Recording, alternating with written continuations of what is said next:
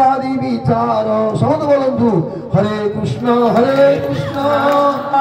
कृष्ण हरे हरे हरे राम राम राम हरे हरे। महाराज बहुत महत्व कथा कहले ये पूर्व पक्षी प्रश्न होती गले पुरुष की स्त्री तो हरिनाम करो ना ना कहले भागवत कल बढ़िया बोले मथुरा धाम की जादू हने अवहने मथने नले अरे पिंकंकरा विरुदितो क्षणमार्जनादो गायन्ति जन्मनु धियाः सुकंठो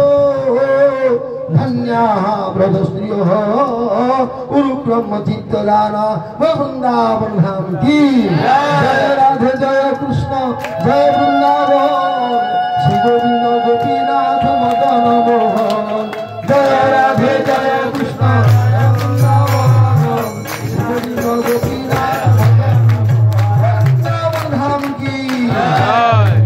महाराज आदि कहले देखु बहुत कथा व्यापक तीर्थ दुर्गम तीर्थानी स्वांति जो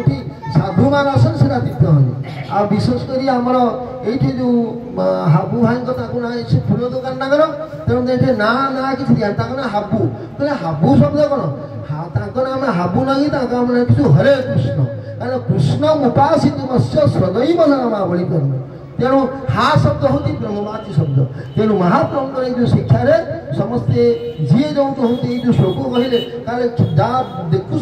क्षीर दोहन समय मंथन समय झाड़ू देवा समय सर्वत्र छोटिया छुआ खेल भी कृष्ण नाम कर वृंदावन धाम की जाए।